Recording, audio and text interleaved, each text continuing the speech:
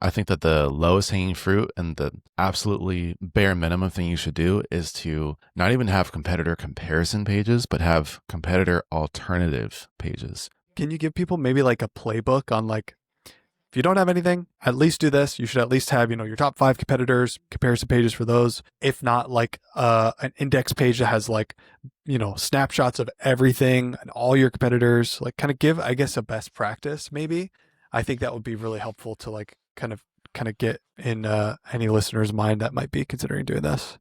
hmm in my point of view, I think that the lowest hanging fruit and the absolutely bare minimum thing you should do is to not even have competitor comparison pages, but have competitor alternative pages, because there's usually always someone searching for your competitor and then alternative or alternative to whatever your competitor's brand name is. And that's really low hanging fruit because now you don't even need to do a comparison. You don't need to bash them. All you have to do is talk about yourself and why you're a good alternative to that competitor.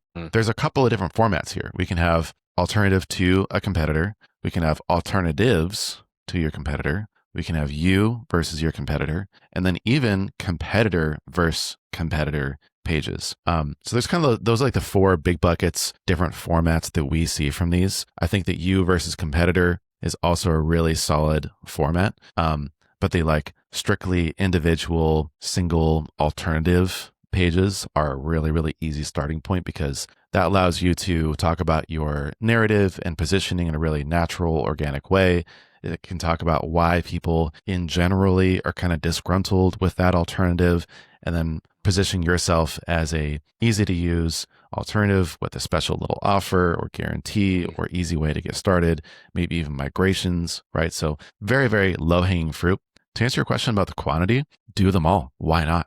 I mean, you can have your alternative pages or comparison pages at least against your top competitor or your most popular, biggest competitor. But there's absolutely no downside to having those pages for every one of your competitors. Especially if you're doing it in a very structured, organized format that doesn't vary a whole lot between the pages. I feel like that makes it a little bit more palatable and easy to digest as far as, well, how should I go about doing this? Yeah. You're following a template essentially. Becomes very systematized. Yeah. And I think I want to piggyback off of what Corey said a little bit. I think one of the bigger opportunities is it allows you to get really, really in depth about some of your features and how they stack up to some of the issues that people are currently facing. Like, what was Corey, when you were doing this for SavvyCal, like one of the main things was the calendar overlay, right? Like on Calendly, you can't see your calendar unless you have it open on a separate plane, and then you have to look back and forth between screens. But with SavvyCal, I was like, no, it's all right here, one place. So that's a very specific feature that they were able to compare a giant to a giant competitor in a very specific context. Like, this is how we are better against this competitor for this particular feature that they may have or they might not have at all. Mm-hmm. Yeah, I think it all goes back to the positioning and jobs to be done switch analysis as well. When we're getting all those facts on paper in the beginning, we're like, okay, why do people choose you over your competitors? Hey, when they're switching over, what are the common reasons, like why they're attracted to you or why they're leaving your competitors? Cool. Those should be the first things that we mention on those pages, because those are the facts. That's going to resonate so strongly when someone is searching for a Calendly alternative or a SavvyCal versus Calendly. And then they go to the page and one of the first things they see is the exact thing that they're frustrated by and the solution that they're excited by. Easy pickings, right? That's the reason why these pages usually have some of the highest conversion rates of any of the pages on the website, because they're so high intent and because you have so many good opportunities to sell them on switching over to you. Yeah, it puts the solution in the context of a problem, I think, a lot more effectively. Yeah.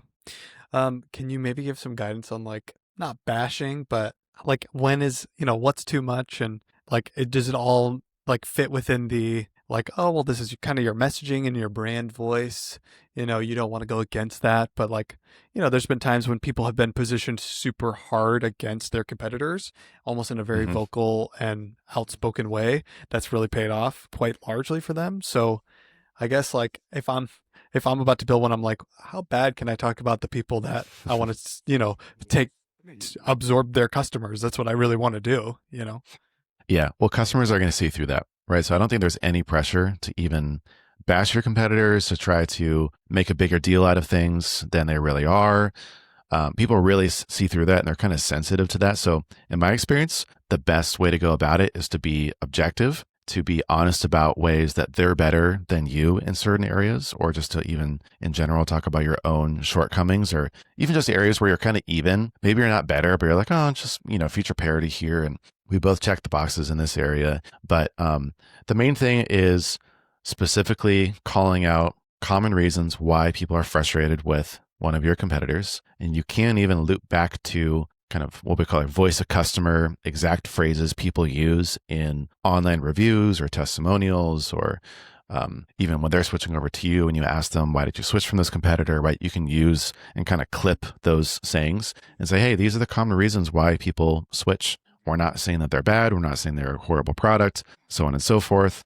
When it comes to things like customer support and pricing, you can be a little bit more cutthroat and a little bit more blunt in your delivery about, hey, these competitors have known to be a little bit opaque or even aggressive in their pricing, or they're going to want to lock you into an 18-month contract, or they're going to want to X, Y, and Z. Or a lot of customers say they complain about the level of customer support and the response times, for example. So there are things like that that you can just mention that might not be like low blows, but you're just kind of being honest.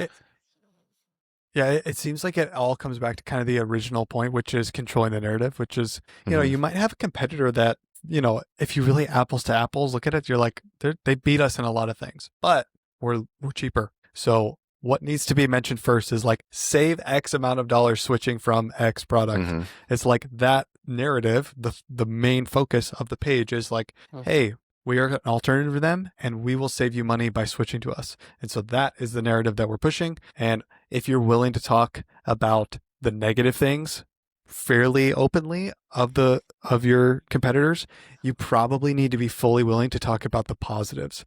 Like, I feel like that is an area where you could get a lot of respect even from a visitor. Is like, Right. hey, here's all the stuff they do bad, but to be fair, they're top notch here. Like, they beat everybody in this area.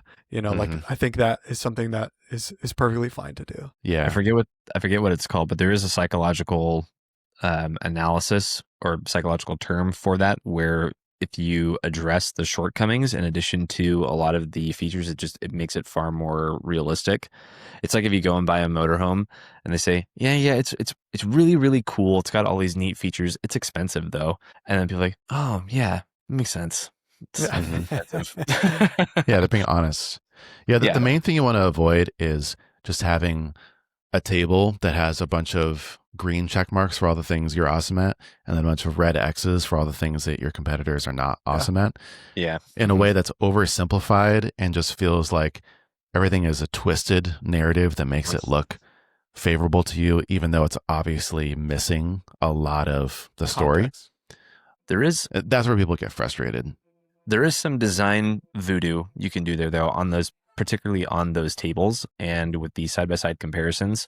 Like, for example, you can like, what we will do is we'll try and keep all the check marks for a client in branded colors that are far more bold and consistent. So it's like, this is a green check mark that's in a circle for everything on our client, but then on the competition, you might have X's.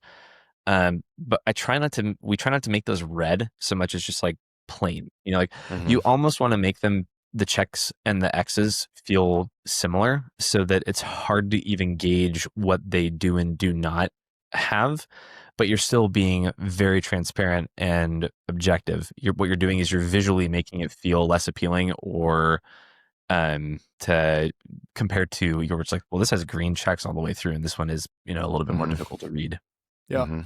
Well, okay. It sounds like the key takeaway here is, if somebody's going to do it, it should be you.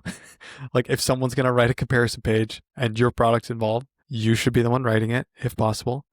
LLMs love that stuff. They're going to eat it up. And these are high intent pages. Like don't skip over doing these to work on something that isn't going to move the needle and bring in revenue. These are pages that can bring in revenue.